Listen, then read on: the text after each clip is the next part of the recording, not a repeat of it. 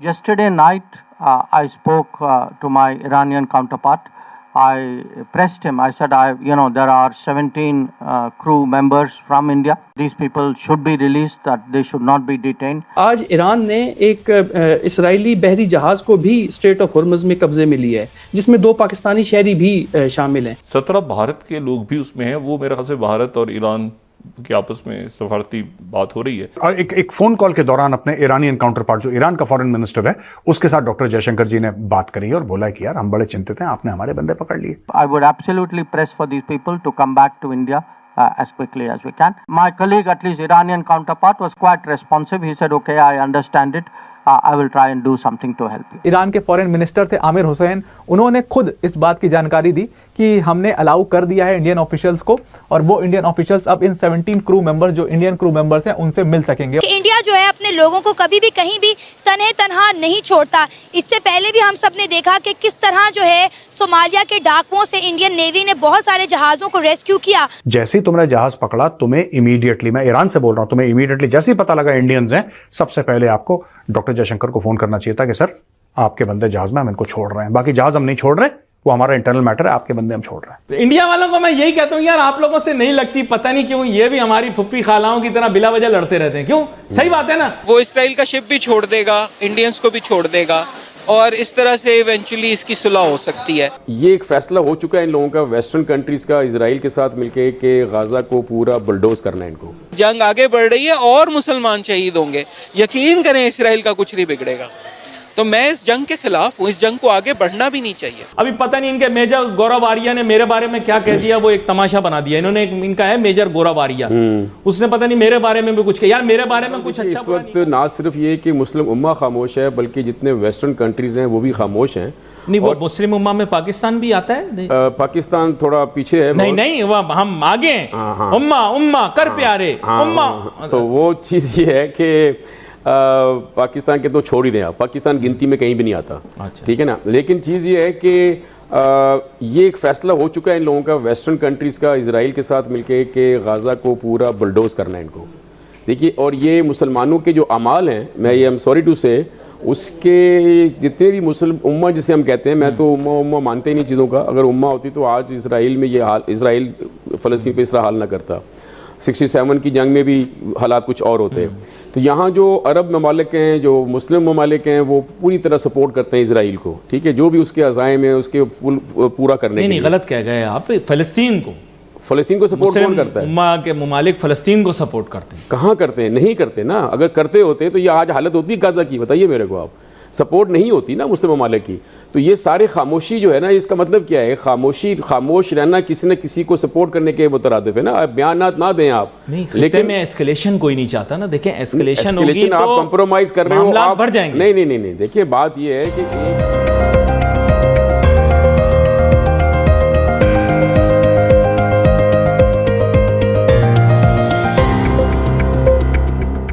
Country जो लोग हैं मुसलमान, वो मारे जा रहे हैं मुसलसल, एवरीडे मारे जा रहे हैं। किस चीज की मसला है? कौन सी एस्केलेशन? दोस्तों, ईरान ने, आपको पता है, कल परसों एक जहाज को कैप्चर कर लिया। एक नॉर्मल जहाज था, कोई युद्धपोत नहीं था, कोई किसी नेवी का नहीं था, लेकिन इजराइल के साथ उसका लिंक था। स्ट्रेट ऑफ हॉर्मुज़ में वो जा रहा था। उसके ऊपर हेलीकॉप्टर से ईरानियन कमांडोज आए, उन्होंने कैप्चर करा उस जहाज को, और उस जहाज को अपने पास, अपने मतलब ले लिया, और ईरानियन वाटर्स में उसको ले गए। यानी कि इंटरनेशनल वाटर्स में ऑपरेशन करा और खींच के ले गए ईरानियन वाटर्स में। उसमें 17 इंडियंस भी हैं। अब ये भारत के लिए तो बड़ा एक खतरे की घंटी है कि यार हमारे सिटीजन्स हैं, और भारत बात कर रहा है ईरान से, और ईरान ने, अभी तक की यह खबर है कि ईरान ने बोल दिया कि ठीक है, आप उनसे मिल सकते हैं। ईरान ने अभी छोड़ने की बात नहीं करी दोस्तों। ईरान ने अभी तक ये नहीं कहा कि हम उनको छोड़ देंगे। वो छोड़ देगा ईरान, वो अलग बात है, that's a separate matter all together. लेकिन डॉक्टर जयशंकर ने इसके ऊपर ब्रीफिंग दी है। पहले मैं आपको बताऊंगा डॉक्टर जयशंकर ने बोला क्या, फिर ये मैटर आपके लिए मैं एनालाइज करके बताऊंगा। दोस्तों, ये MSC एरीज था जहाज का नाम, स्ट्रेट ऑफ हॉर्मुज़ के पास इसको पकड़ा गया, जैसे मैंने आपको बताया। और डॉक्टर जयशंकर ने चिंता व्यक्त करी है, बोला है कि क्रू मेंबर जो हमारे हैं वो कैसे हैं, किस हाल में हैं, और तेहरान से ये रिक्वेस्ट करा है कि फोन कॉल और एक फोन कॉल के दौरान अपने ईरानियन काउंटर पार्ट, जो ईरान का फॉरेन मिनिस्टर है, उसके साथ डॉक्टर जयशंकर जी ने बात करी और बोला कि यार हम बड़े चिंतित हैं, आपने हमारे बंदे पकड़ लिए।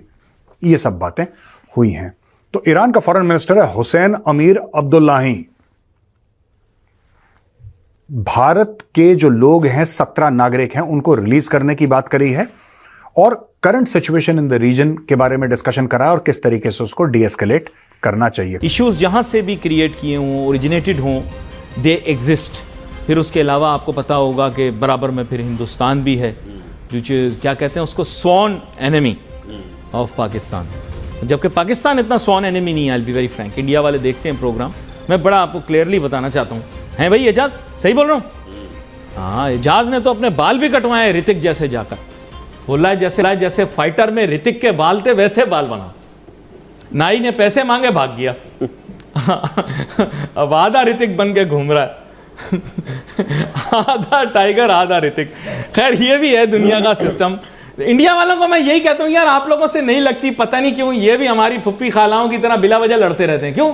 सही बात है ना। पाकिस्तान में ये हो गया, पाकिस्तान में ये हो गया।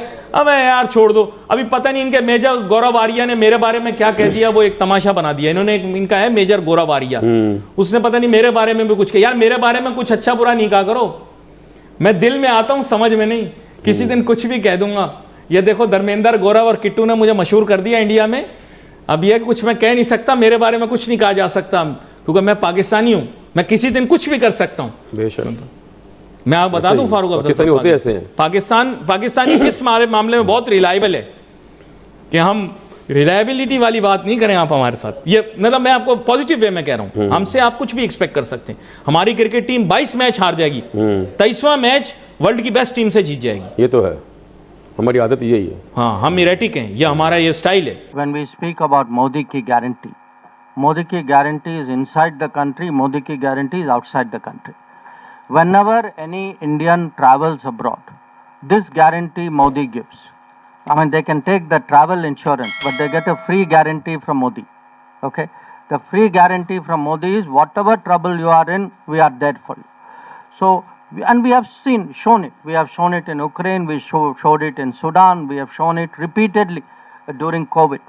Now, these people were on a Portugal flag ship. The ship was taken over in the seas by an Iranian force. The ship was directed to then proceed to Iran. Yesterday night, I spoke to my Iranian counterpart. I pressed him. I said, there are 17 crew members from India, and it is, we are making the point to the Iranian government that these people should be released, that they should not be detained.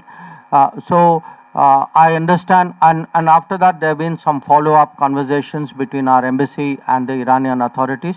I'm getting some reports, but for me, until first point is, I want our embassy people to actually go there and meet these people. That is when that will be my first point of satisfaction. Secondly, I would like, I would absolutely press for these people to come back to India as quickly as we can. I'm quite, my colleague, at least Iranian counterpart, was quite responsive. He said, okay, I understand it.